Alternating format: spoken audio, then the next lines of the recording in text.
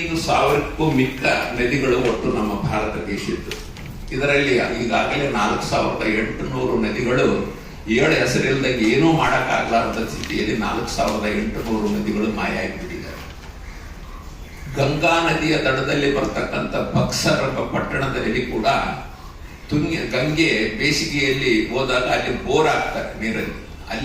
ಅಲ್ಲಿ ಆ ಬೋರಿನ ನೀರನ್ನು ಕುಡಿದಂತ 2,40,000 ಜನ ಇವತ್ತು ಕ್ಯಾನ್ಸರ್ಗೆ ತುತ್ತಾಗಿದ್ದಾರೆ. ನಾನು ಯಾಕೆ ಹೇಳ್ತಾ ಇದ್ದೀನಿ ಅಂದ್ರೆ, ನಮ್ಮ ಗಂಗೆ ಮತ್ತು ತುಂಗೆ, ಗಂಗಾ ಸ್ನಾನಂ ತುಂಗಾ ಪಾನಂ ಅಂತಕ್ಕಂಥ ಪ್ರಸಿದ್ಧವಾದಂತ ಇದು ಗಂಗೆಯ ಸ್ಥಿತಿಯು ಹಾಗೆ ಇದೆ, ತುಂಗೆಯ ಸ್ಥಿತಿಯು ಹಾಗೆ ಇದೆ. ಹೀಗಾಗಿ ತುಂಬಾ ಭಯಾನಕವಾದಂತ ಚಿತ್ರಣ ಇದೆ. ಯಾರಿಗೂ ಕೈಗಾರಿಕೆಗಳವರಿಗೆ ತಮ್ಮ ಜವಾಬ್ದಾರಿ ಏನನ್ನೋದು ಗೊತ್ತಿಲ್ಲದೆ ರಾಜ್ಯಗಳನ್ನು ಬಿಡ್ತಾ ಇದ್ದಾರೆ. ನಗರಸಭೆಗಳು, ಪುರಸಭೆಗಳು, ಪಂಚಾಯಿತಿಗಳು ತಮ್ಮ ಜವಾಬ್ದಾರಿಯನ್ನು ಅರ್ಥ ಮಾಡಿಕೊಳ್ಳದೆ ನದಿಗೆ, ಶಿವಮೊಗ್ಗದಂತ ಅನುಭವ ನೀವು ಕೇಳಬೇಕು, ಭಯಾನಕವಾದಂತ ಅನುಭವ.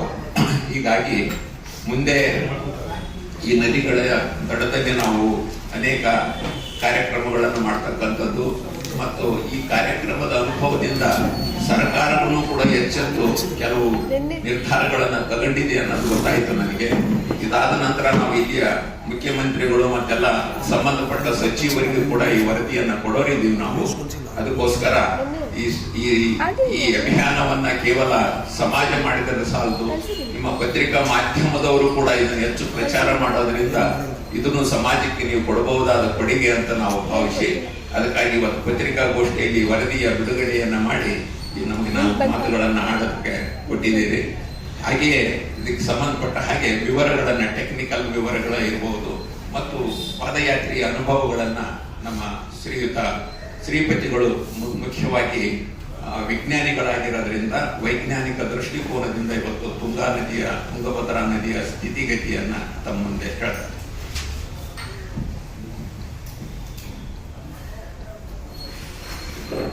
ಮಾಧ್ಯಮ ಮಿತ್ರರಿಗೆ ನಮಸ್ಕಾರ.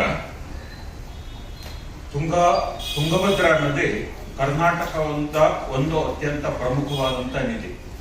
ಶೃಂಗೇರಿಯ ಹತ್ರ ವರಾಹ ಪರ್ವತ ಅಂತ ಹೇಳ್ತೀವಿ ಪ್ರದೇಶ ಇದೆ. ಅಲ್ಲಿ ತುಂಗಾ ಮತ್ತು ಭದ್ರಾ ಎರಡೂ ನದಿಗಳು ಒಟ್ಟಿಗೆ ಹುಟ್ಟುತ್ತವೆ. ಆದರೆ ಪ್ರಾರಂಭದಲ್ಲಿ ತುಂಗೆ ಮತ್ತು ನಮ್ಮ ಅಭಿಯಾನದ ವತಿಯಿಂದ ನಾವು ನದಿ ನೀರಿನ ಗುಣಮಟ್ಟವನ್ನ ಪರೀಕ್ಷೆ ಮಾಡಿಸಿದ್ವಿ. ಅಂತಾರಾಷ್ಟ್ರೀಯ ಮಾನ್ಯತೆ ಪಡೆದಂತ ಯುರೋಫಿನ್ ಲ್ಯಾಬೊರೇಟರಿಯ ಪರೀಕ್ಷೆ ವರದಿ ನಮ್ಮ ಕೈ ಸೇರಿದೆ. ಇದರಲ್ಲಿ ಬಹಳ ಮುಖ್ಯವಾಗಿ ಈವರೆಗೆ ಯಾವುದೇ ಪರೀಕ್ಷೆಗಳು ಗುರುತಿಸಲಾದಂತ ಒಂದು ಸಮಸ್ಯೆ ಅಂತಂದ್ರೆ, ಈಗಾಗಲೇ ಪ್ರೊಫೆಸರ್ ಬಿ ಎಂ ಕುಮಾರಸ್ವಾಮಿ ಅವರು ಹೇಳಿದಂತೆ ಅಲ್ಯೂಮಿನಿಯಂನ ಹೆಚ್ಚಳ ಕಂಡು ಬಂದಿರೋದು. ನಮಗೆ ಸಾಮಾನ್ಯವಾಗಿ ಪರ್ಮಿಸಿಬಲ್ ಲಿಮಿಟ್ ಅಲ್ಯೂಮಿನಿಯಂ ನೀರಿನಲ್ಲಿ 0.03 ಮಿಲಿಗ್ರಾಮ್ ಪರ್ ಲೀಟರ್ ಇರಬೇಕು. ಆದ್ರೆ ನಮ್ಮ ಕುಡಿಯುವ ನೀರಲ್ಲಿ ಅಂದ್ರೆ ತುಂಗಾ ನದಿಯಿಂದ ಎತ್ತಿ ಶುದ್ಧೀಕರಿಸಿ ನಮ್ಮ ನಳದಲ್ಲಿ ಬರುವಂತ ನೀರಿನಲ್ಲಿ ಅಲ್ಯೂಮಿನಿಯಂ ಮಟ್ಟ 0.2 ಮಿಲಿಗ್ರಾಮ್ ಪರ್ ಲೀಟರ್ ಇದೆ. ಅಂದ್ರೆ 6 ಪಟ್ಟು ಹೆಚ್ಚಳ ಇದೆ ಅಲ್ಯೂಮಿನಿಯಂ ಕುಡಿಯುವ ಮಿತಿಗಿಂತ ಜಾಸ್ತಿ. ಅದೇ ರೀತಿ ನದಿ ನೀರಿನಲ್ಲೂ ಸಹ ಇದೆ ಅನ್ನುವ ಅಂಶ ನಮ್ಮ ಏನು ನಿರ್ಮಲ ತುಂಗಾ ಅಭಿಯಾನ ಸಮಿತಿ ಇದೆ ಇದರಿಂದ ಮಾಡಿದ ಪ್ರಯೋಗದ ಪರೀಕ್ಷೆಗಳಿಂದ ಲಭ್ಯ ಆಗಿದೆ. ಇದರ ನಂತರ ನಾವು ಈ ಮಾಹಿತಿಯನ್ನ ನಾವು ಪೊಲ್ಯೂಷನ್ ಕಂಟ್ರೋಲ್ ಬೋರ್ಡ್ನವ್ರ ಜೊತೆ ಹಂಚಿಕೊಂಡಾಗ ಅವರು ಸಹ ಸ್ವತಂತ್ರವಾಗಿ ಪರೀಕ್ಷೆಗಳನ್ನ, ಮಣ್ಣಿನ ಸ್ಯಾಂಪಲ್ಗಳನ್ನ ಮತ್ತೆ ನೀರಿನ ಸ್ಯಾಂಪಲ್ಗಳನ್ನ ತೆಗೆದು ಮಾಡಿದ್ದಾರೆ. ಅವರು ಕುದುರೆಮುಖ ಅಂದ್ರೆ ನಮ್ಮ ತುಂಗಭದ್ರಾ ನದಿ ಹುಟ್ಟುವ ಮೂಲದಿಂದ ಹಿಡಿದು ನಮ್ಮ ಶಿವಮೊಗ್ಗದ ನಂತರದವರೆಗೂ ಸಹ ವಿವಿಧ ಭಾಗದಲ್ಲಿ ಮಣ್ಣಿನ ಸ್ಯಾಂಪಲ್ಗಳನ್ನ ತೆಗೆದು ಅದರಲ್ಲಿ ಪರೀಕ್ಷೆ ಮಾಡಿದಾಗ ನಮ್ಮ ಮಣ್ಣಿನಲ್ಲಿ ಸಹಜವಾಗಿ ಅತಿ ಹೆಚ್ಚು ಅಲ್ಯೂಮಿನಿಯಂ ಇದೆ. ಆದರೆ ಅದು ನೀರಿಗೆ ಸೇರ್ಲಿಕ್ಕೆ ಕಾರಣ ಏನು ಅಂತ ಗೊತ್ತಾಗಿಲ್ಲ ಅಂತ ಅವ್ರು ಹೇಳ್ತಾ ಇದ್ದಾರೆ.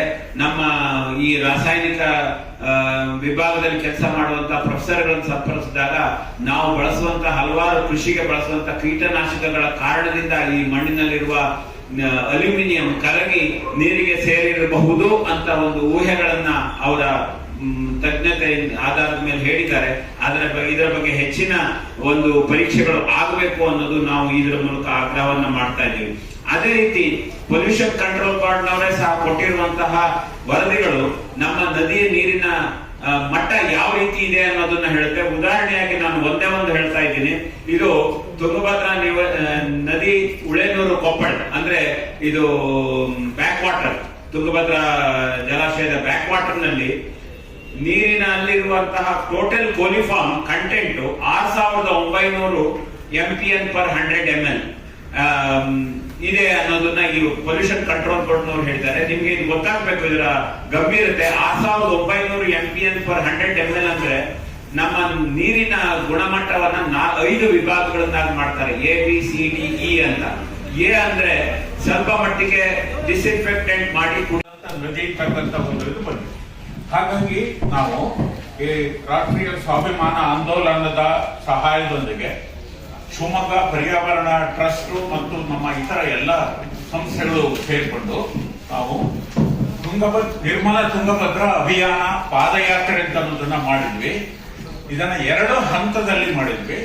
ಶಿವಮೊಗ್ಗದಿಂದ ಹರಿಹರ ತನಕ ಒಂದು ಹಂತ, ಹರಿಹರದಿಂದ ಕಿಷ್ಕಿಂಧೆ ತನಕ 2ನೇ ಹಂತ. ಶೃಂಗೇರಿ ಮೊದಲನೇ ಹಂತ ಪ್ರಾರಂಭವಾಗಿದ್ದು ನವೆಂಬರ್ 6, 2024 15/11/2024 ತನಕ ಸುಮಾರು 200 ಕಿಲೋಮೀಟರ್ ಪಾದಯಾತ್ರೆಯನ್ನ ನಾವು ಮುಗಿಸಿದ್ವಿ. ಅನಂತರ 22/12/24 8/1/25 ತನಕ 2ನೇ ಹಂತ ಅಂದ್ರೆ ಹರಿಹರದಿಂದ ಕಿಷ್ಕಿಂಧೆ ತನಕ ಒಟ್ಟು 430 ಕಿಲೋಮೀಟರ್ ಪಾದಯಾತ್ರೆ ಆಗಿದೆ. ಒಂದೆರಡು ಅಂಶಗಳು. ಪಾದಯಾತ್ರೆ ಸಾಗಿದ ಒಟ್ಟು ದೂರ 430 ಕಿಲೋಮೀಟರ್. ಒಟ್ಟು ಪಾದಯಾತ್ರೆ ದಿನಗಳು 22 ದಿನ. ಒಳಗೊಂಡ ಜಿಲ್ಲೆ 7 ಜಿಲ್ಲೆಗಳು, 13 ತಾಲೂಕು, ಸುಮಾರು 120 ಗ್ರಾಮಗಳು. ಇದರಲ್ಲಿ 50 ಸಭೆಗಳನ್ನ ಆಯೋಜನೆ ಮಾಡಿದ್ದೀವಿ. 15 ದೊಡ್ಡ ಸಭೆಗಳು, 35 ಸಣ್ಣ ಸಭೆಗಳು, 150 ಶಾಲಾ ಕಾಲೇಜುಗಳು ವಿದ್ಯಾರ್ಥಿಗಳು ಇದರಲ್ಲಿ ಭಾಗವಹಿಸಿದ್ದಾರೆ. ಅಂದಾಜು 40,000 ವಿದ್ಯಾರ್ಥಿಗಳು ಇಡೀ ಪಾದಯಾತ್ರೆಯಲ್ಲಿ ಅವರು ಭಾಗವಹಿಸಿದ್ದಾರೆ. ಇತರ ಸಾರ್ವಜನಿಕರು ಸುಮಾರು 10,000 ಜನ ಇದರಲ್ಲಿ ಭಾಗವಹಿಸಿದ್ದಾರೆ. ಪಾದಯಾತ್ರೆ ಪಾಲ್ಗೊಂಡ ಸಂಘ ಸಂಸ್ಥೆಗಳು ಸುಮಾರು 250 ಸಂಸ್ಥೆಗಳು. ಪಾದಯಾತ್ರೆಯಲ್ಲಿ ಸುಮಾರು 30 ಧಾರ್ಮಿಕ ಮಠ ಮಂದಿರಗಳು, ಸ್ವಾಮೀಜಿಗಳು ಇತ್ಯಾದಿಗಳು ಭಾಗವಹಿಸಿದರು. ಯಾಕೆ ಇದನ್ನ ಹೇಳ್ತಾ ಇದ್ದೀನಿ ಅಂತಂದ್ರೆ ಇದರಲ್ಲಿ ಪಕ್ಷಾತೀತವಾಗಿ, ಜಾತ್ಯತೀತವಾಗಿ ಎಲ್ಲರೂ ಕೂಡ ಇದರಲ್ಲಿ ಬಹಳ ವ್ಯಾಪಕವಾಗಿ ಭಾಗವಹಿಸಿ ಈ ಸಮಸ್ಯೆಯನ್ನ ಗುರುತಿಸಿದ್ದಾರೆ. ಮತ್ತೆ ಸ್ಥಳೀಯ ಸಮಸ್ಯೆಗಳನ್ನ ನಮ್ಮ ಜೊತೆಗೆ ಹಂಚಿಕೊಂಡಿದ್ದಾರೆ. ಅದನ್ನು ಸೇರಿಸಿ ವರದಿಯನ್ನು ನಾವು ಅದನ್ನ ಮಾಡಿದ್ವಿ. ಒಂದೆರಡು ಪ್ರಮುಖವಾದಂತಹ ಸಮಸ್ಯೆಗಳನ್ನ ಮಾತ್ರ ನಿಮ್ಮ ಮುಂದೆ ಈ ಸಮಯದ ಮಿತಿನಲ್ಲಿ ನಾವು ಇಡೋದಾದ್ರೆ, ಶೃಂಗೇರಿಯಿಂದ ಪ್ರಾರಂಭದಲ್ಲಿ ಮೊದಲನೇ ಪಟ್ಟಣಕ್ಕೆ ಎಂಟರ್ ಆಗೋದೇ ತುಂಗಾ ನದಿ ಶೃಂಗೇರಿ ನದಿ. ಗೊತ್ತು, ಇಡೀ ದೇಶದ ಅತ್ಯಂತ ಪ್ರಮುಖವಾದಂತಹ ಯಾತ್ರಾ ಸ್ಥಳ. ಪ್ರತಿ ವರ್ಷ ಸುಮಾರು 50 ಲಕ್ಷಕ್ಕಿಂತ ಹೆಚ್ಚು ಜನ ದೇಶಾದ್ಯಂತ ಶೃಂಗೇರಿಗೆ ಬರ್ತಾರೆ.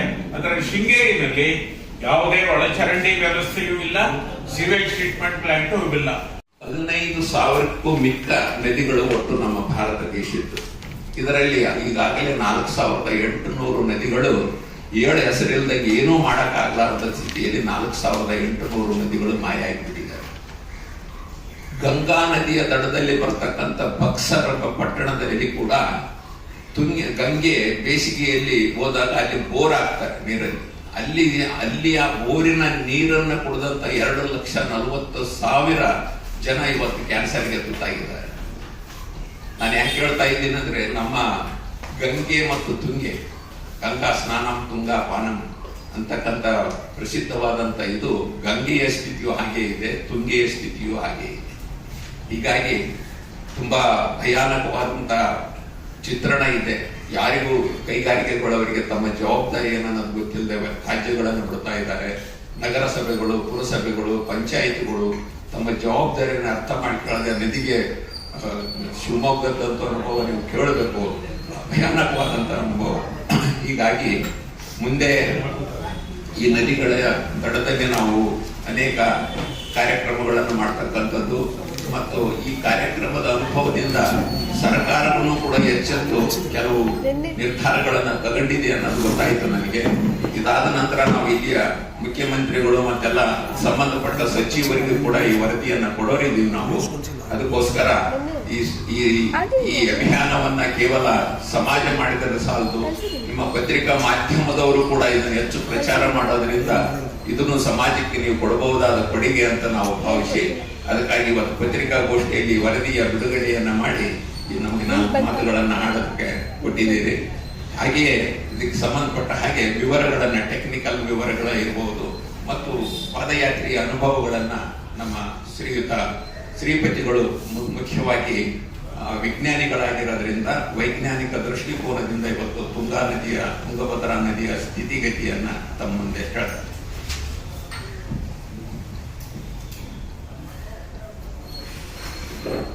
ಮಾಧ್ಯಮ ಮಿತ್ರರಿಗೆ ನಮಸ್ಕಾರ. ತುಂಗಭದ್ರಾ ನದಿ ಕರ್ನಾಟಕದ ಒಂದು ಅತ್ಯಂತ ಪ್ರಮುಖವಾದಂತ ನದಿ. ಶೃಂಗೇರಿಯ ಹತ್ರ ವರಾಹ ಪರ್ವತ ಅಂತ ಹೇಳ್ತೀವಿ ಪ್ರದೇಶ ಇದೆ. ಅಲ್ಲಿ ತುಂಗಾ ಮತ್ತು ಭದ್ರಾ ಎರಡೂ ನದಿಗಳು ಒಟ್ಟಿಗೆ ಹುಟ್ಟುತ್ತವೆ. ಆದರೆ ಪ್ರಾರಂಭದಲ್ಲಿ ತುಂಗೆ ಮತ್ತು